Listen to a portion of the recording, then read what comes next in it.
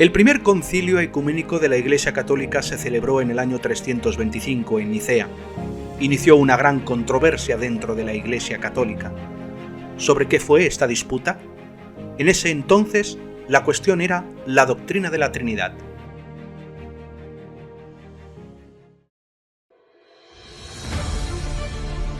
Hola amigos de Pixelando la Historia. Consideramos el Concilio de Nicea, el conflicto entre arrianos y trinitarios. En esos días del siglo IV había varias versiones del cristianismo circulando por ahí, así que la religión única no era realmente única o una sola. Por eso el obispo Osio de Córdoba, de origen hispano, preocupado porque el cristianismo se subdividiera, convenció al emperador Constantino de que hiciera un concilio, es decir, una reunión de obispos, para que todos juntos decidieran qué aspectos de la nueva fe eran verdaderos y cuáles eran herejías, y así unificar las creencias, digamos, oficiales. El concilio se celebró en Nicea, en la actual İznik, en Turquía, en el año 325, y en él se estableció el credo, que significa yo creo, una profesión de fe que posiblemente escribió el mismo Osio.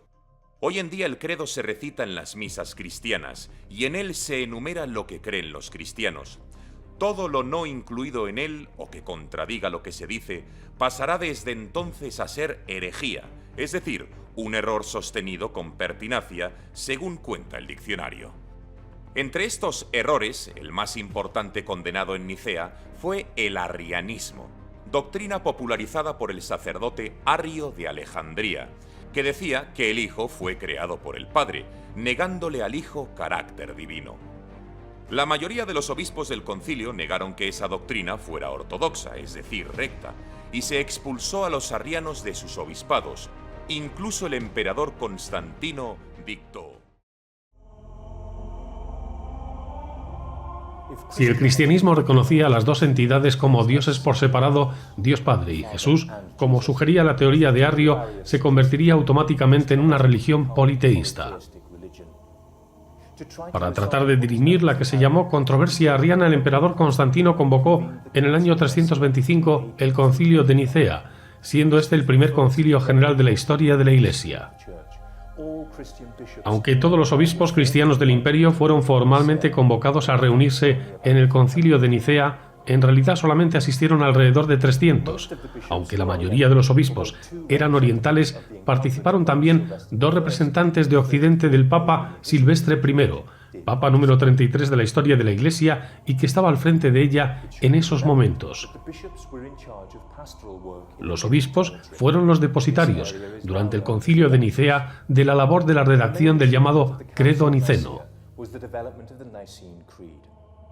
Este credo resumía los principios básicos de la fe de una manera relativamente sencilla, creado con la intención de convertirse en un recurso para memorizarlos y proclamarlos a los fieles, además de consensuar una definición de los dogmas de la fe cristiana.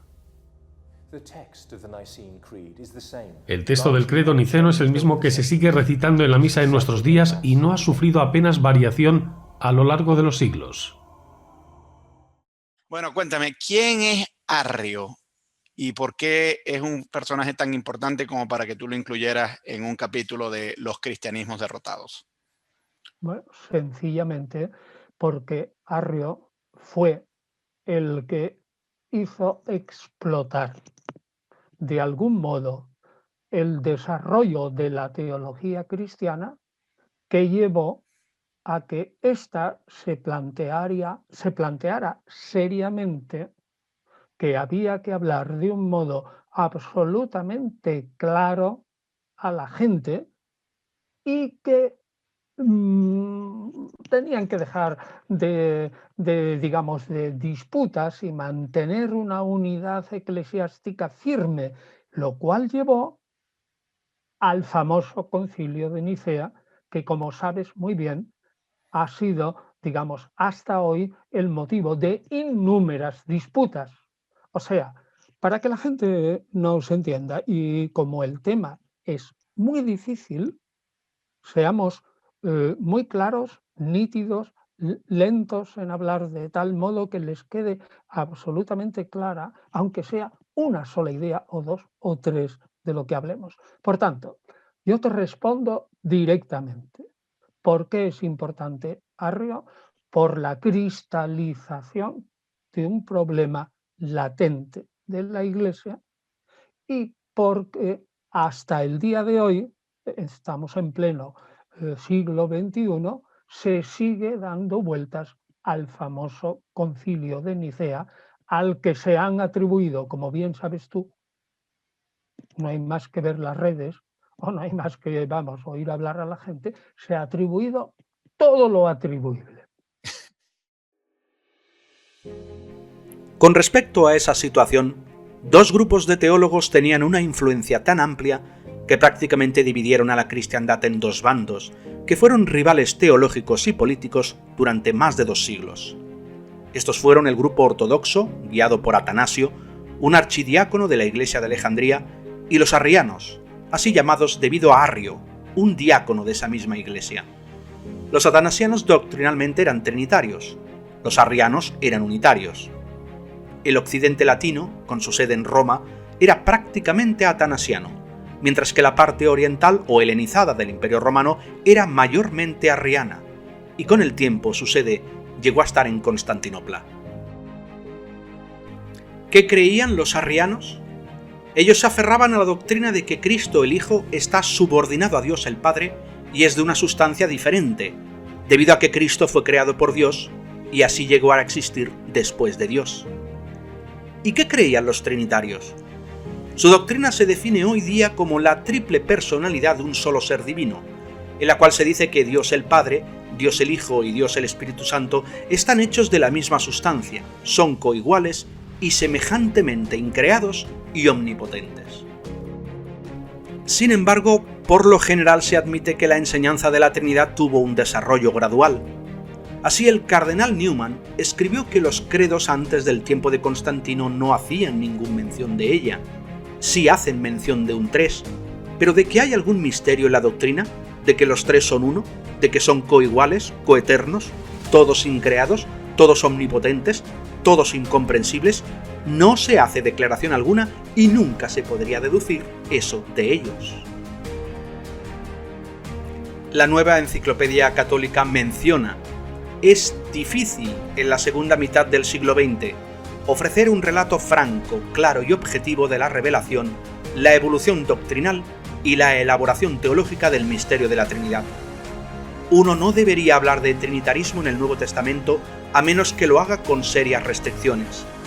Cuando uno sí habla de un trinitarismo absoluto, uno ha pasado del periodo de los orígenes del cristianismo a, digamos, el último cuadrante del siglo IV.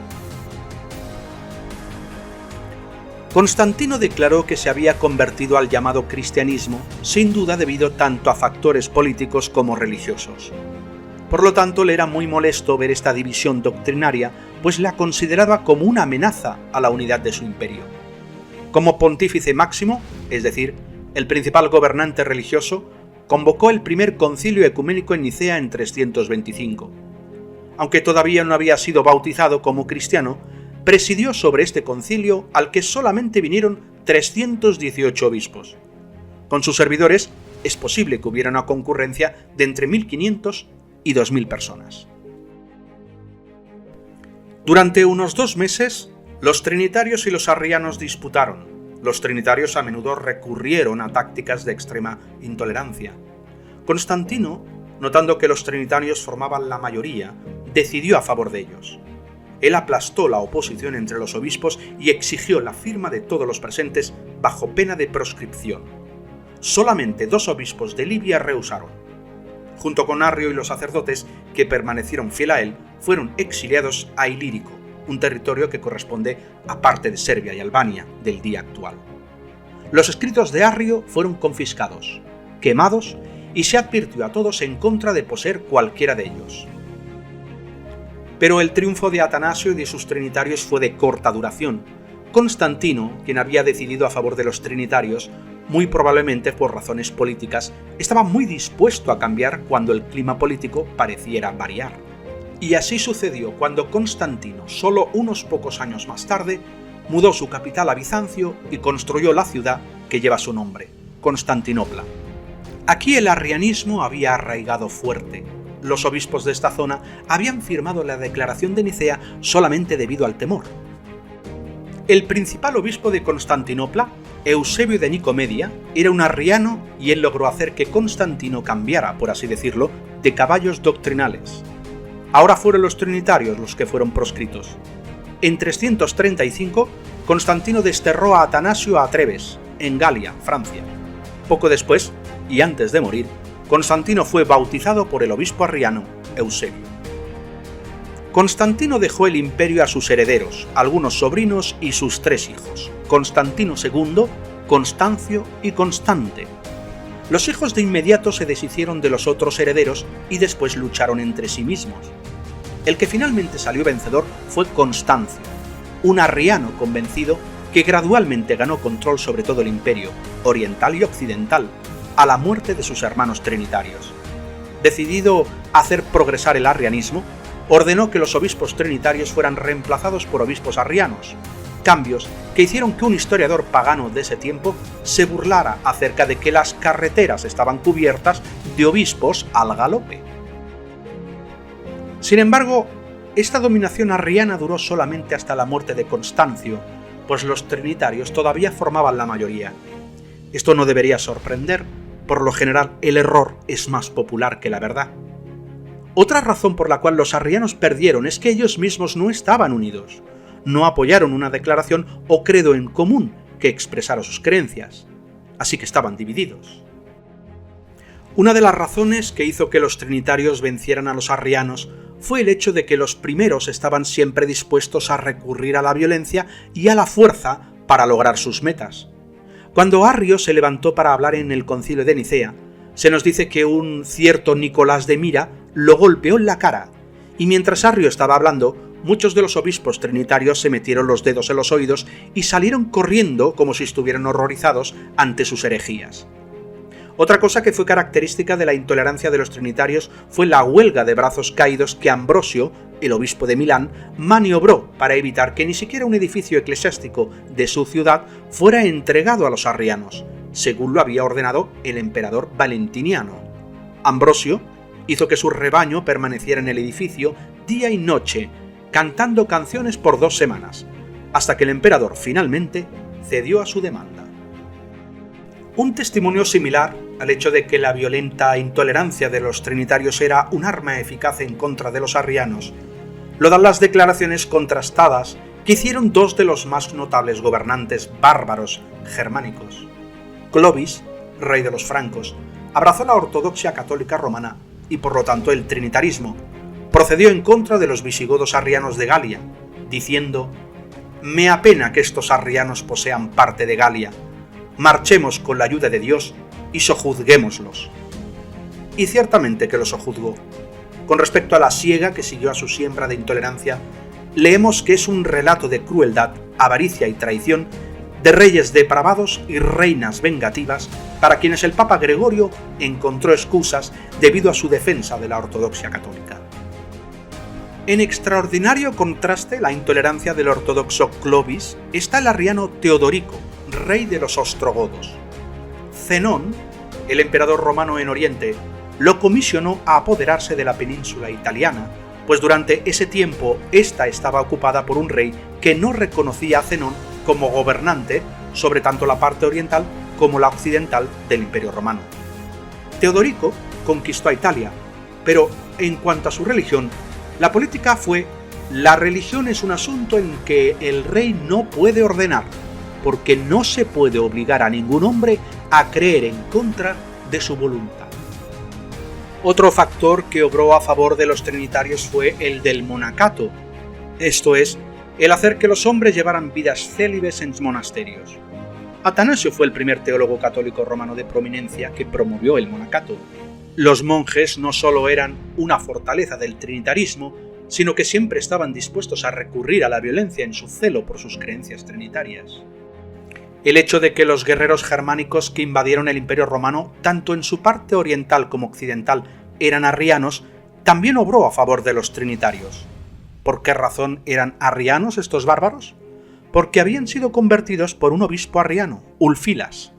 Así es que el favorecer el arrianismo se consideraba como simpatizar con estos invasores. Tal vez el golpe más serio en contra de los arrianos lo dio el emperador Teodosio. Mediante los edictos oficiales de 391 al año 392, él impuso la ortodoxia católica romana sobre todos los denominados cristianos y privó a los arrianos, así como a todos los paganos, de sus casas de adoración. Como dijo un historiador, el triunfo legal de la Iglesia sobre la herejía, el arrianismo y el paganismo y su evolución de una secta perseguida a una Iglesia estatal perseguidora estaba completo.